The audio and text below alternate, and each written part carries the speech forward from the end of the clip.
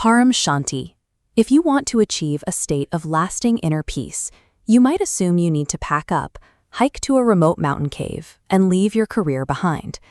But consider the life of a man known as Bapuji. In 1986, he was a busy professional, deeply entrenched in the kinetic and high-stakes environment of the legal courts. That year, he encountered the foundational teachings of the Brahma Kumaris, a spiritual institution with a message that contradicted his physical reality. You are a soul, not a body.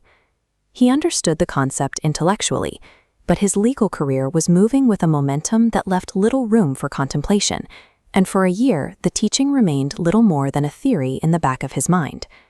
Knowing you are a soul and living as one are two different things. While his mind held the knowledge, his hours were still owned by the legal system. Bridging that gap would require testing the philosophy against the constant pressure of his daily routine. Before anyone can actually practice soul consciousness, they have to understand the exact physical geography of where the soul sits. This map of a human head shows the specific physical location described in the teachings.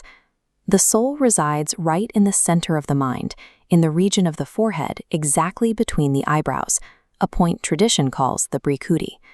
3 distinct layers accumulate around that center point: the mind, or man, the intellect, known as buddhi, and the deep impressions of past actions, called samskaras. The teachings make a crucial distinction here. Those 3 layers are heavy coverings. They act as the machinery of your physical experience, but they are not the soul itself. When you strip away those layers, you reach what is called Atma-Swaroop, the true form of the soul. It is a pure, uncovered point of conscious light.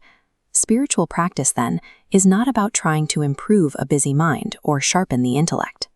It requires bypassing them entirely to experience a direct, living awareness of that luminous point.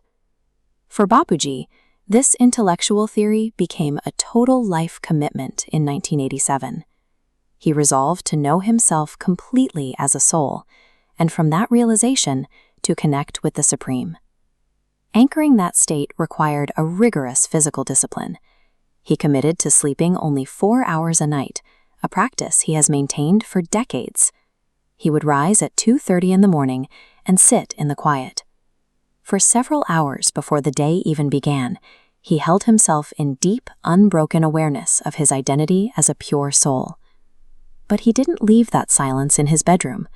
When the sun came up, he carried that exact inner awareness straight into his law office and into the courts. He operated on a dual track.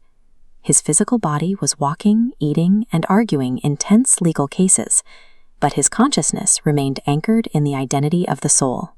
The true test of his discipline did not happen in the absolute silence of 2:30 a.m. He proved the practice by maintaining that same silence during the chaotic pressures of 2:30 p.m. There is a specific term for this continuous practice of dual existence: the Karmayogi life. A Karmayogi is a person who executes every worldly action, fulfilling all their professional and personal duties, while remaining inwardly connected to the Supreme. In this state, inner awareness and outer action are not enemies. They proceed together side by side without contradiction. It suggests that spirituality is not a philosophy to believe in, but a lived experience. You do not need to abandon your modern responsibilities to awaken. The physical world and the body are merely the machinery. You are the luminous point of light operating it from within. Param Shanti. By living as a karma yogi, the noise of the physical world does not have to be silenced. It simply becomes the backdrop for a peace that remains unshakable.